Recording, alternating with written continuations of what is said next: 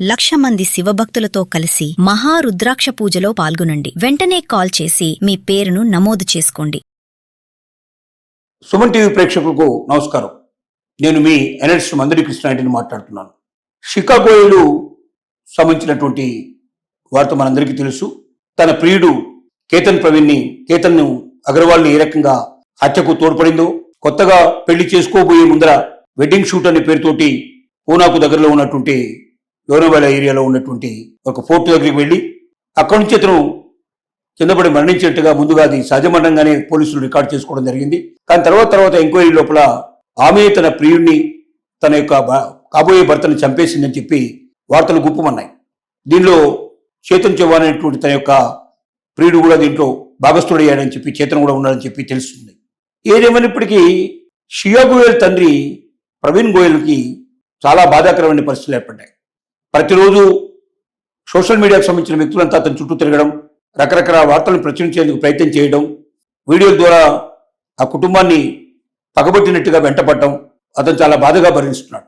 ఈ మధ్యనే ప్రవీణ్ గోయల్ సంబంధించి నడుపుతున్నటువంటి ఒక దుకాణం మీద ఫుడ్ సేఫ్టీ అధికారులు వెళ్ళడం, అక్కడ 8 లక్షల మెటీరియల్కు సంబంధించిన 8 లక్షల రూపాయలకైనా మించినటువంటి ఫుడ్ సంబంధించిన ప్యాకెట్స్ని వాళ్ళు పూర్తిగా తమ స్వాధీనంలోకి తెచ్చుకోవడం, వాటి లోపల చాలా వరకు నిషేధమైనటువంటి పదార్థాలు ఉన్నాయని, లేక అవి సరైన స్థితిలో లేవు, ఆ పదార్థాలని ఎక్స్పైరీ అయిపోయినాయి కానీ, లేకపోతే కల్తీ ఉండేటువంటి పదార్థాలు కానీ ఉండే అవకాశం ఉంది, సరిగ్గా నిల్వ చేసినట్టు కూడా లేదు అనేటువంటి రకరకాల అభియోగాల మీద శాంపిల్స్ను సేకరించి దాన్ని రచ్చరచ్చ చేయడం జరిగింది.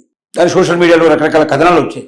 ఇవన్నీ భరించలేనటువంటి ప్రవీణ్ గోయల్ విలేకరులతో తన కూతురు తప్పు చేసిందని తేలితే ఉరిశిక్ష విధించండి, నేనేం బాధపడను, తప్పు చేసిన వాళ్ళకు శిక్ష పడాలి. నా కూతురైనా, నా కొడుకైనా, నా ఇంటి వ్యక్తులైనా ఎవ్వరు తప్పు చేసినా ఆ తప్పుకు తగిన శిక్ష పడాలి.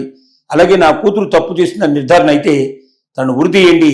నేను ఎందుకు ఏమిటి అనడను, నేను దానికి ఏ రకం కూడా రెస్పాండ్ కాను. కానీ ప్రతిరోజు నన్ను హత్య చేయకండి, ప్రతిరోజు నన్ను ఉరి తీయకండి, ప్రతిరోజు నన్ను బాధ పెట్టకండి. రకరకాల కథనాలు సోషల్ మీడియా లోపల వడ్డించి నిద్రలేని రాత్రులు నాకు చూపిస్తున్నారు. నేనే తప్పు చేయలేదు, తప్పు చేసింది నా కూతురు అయితే నా కూతురుకు శిక్ష విధించండి. అంత మాత్రం చేత తండ్రి నేనెందుకు గాను నన్ను బాధ పెట్టడం కానీ, నన్ను అబాస్పాలు చేయడం కానీ, నా మీద లేనివోని కథనాలన్నీ అల్లడానికి ప్రయత్నం చేయకండి. నిజమే, ఫుడ్ సేఫ్టీ డిపార్ట్మెంట్ వాళ్ళు నా దుకాణానికి వచ్చిన మాట వాస్తవం, కొన్ని శాంపిల్స్ సేకరించిన మాట వాస్తవం, వాటిని ల్యాబొరేటరీస్కు పంపించిన మాట వాస్తవం. కానీ ఏ రకంగా నా స్టాక్ని వాళ్ళు స్వాధీనంలోకి తీసుకోలేదు. అయితే ఆ రిజల్ట్ వచ్చేదాకా షాప్ ఓపెన్ చేయొద్దు అని చెప్పి మాత్రం వాళ్ళు చెప్పారు. వాళ్ళు ఇచ్చిన ఇన్స్ట్రక్షన్ ప్రకారం నేను షాప్ ఓపెన్ చేయకుండా అట్లాగే క్లోజ్ చేసి ఉంచారు. దీన్ని రకరకాల విధానాలతో లేనివన్నీ కూడా కల్పించి ప్రచారం చేయడానికి ప్రయత్నం చేశారు కొంతమంది. ఇది సరైన విధానం కాదు. పిల్లలు తప్పు చేస్తే తల్లిదండ్రులకు శిక్ష విధించడం కరెక్ట్ కాదు. ఎవరు తప్పు చేస్తే వాళ్ళకే శిక్ష విధించండి. నేను కోర్టుకు కూడా ఇదే విషయం చెప్పదలుచుకున్నాను. పోలీస్ డిపార్ట్మెంట్ కూడా ఇదే విషయం చెప్పదలుచుకున్నాను. నా కూతురు తప్పు చేస్తే తను ఉరి తీసినా నేను ఏ రకంగా అడ్డు చెప్పను, ఏ రకంగా కామెంట్ చేయను. తప్పు జరిగిన వాళ్ళకి శిక్ష పడాలని చెప్పి నేను ఖచ్చితంగా చెప్తానని 1కి 10 సార్లు అతను హెచ్చరిక చేశాడు. నిజమే, పిల్లలు తప్పు చేసి ఉండొచ్చు, పిల్లలు దుర్మార్గులు కావచ్చు, పిల్లలు హత్యలు చేస్తారు, పెద్దలు అత్యాచారాలు చేస్తారు.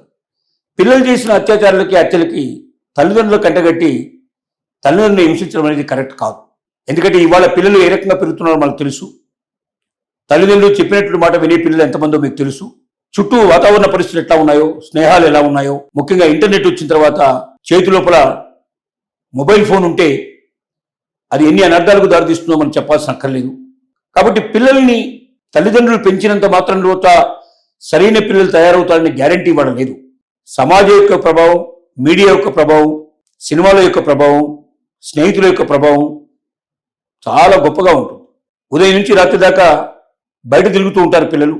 రాత్రి ఎప్పుడో ఇంటికి వచ్చిన తర్వాత కాసేపు 1-2 గంటలు మాత్రమే తల్లిదండ్రులతో గడపడం జరుగుతుంది. తర్వాత నిద్రపోయి మళ్ళీ పొద్దున్నే లేచి ఎవరి పనులలో వాళ్ళు వెళ్ళిపోవడం జరుగుతుంది. కాబట్టి తల్లిదండ్రులు పిల్లలు చేసినటువంటి తప్పులకు బాధ్యులను చేసి తల్లిదండ్రులని ఇబ్బంది పెట్టడం, బాధ పెట్టడం, సోషల్ మీడియాలో ఇష్టం వచ్చినట్టుగా వాళ్ళ గురించి రాయడం, రోజుకు ఒక రకమైన కథలను ప్రచురించడం, ఇవన్నీ కూడా ఛానల్స్ తమ యొక్క రేటింగ్ పెంచుకోవడానికి చేసేటువంటి తాపత్రయంలా కనబడుతుంది తప్ప ఇది వాస్తవికం కాదు. ఇలా చేయకూడదని మేధావులందరూ కూడా తీవ్రంగా దీన్ని ఖండిస్తున్నారు.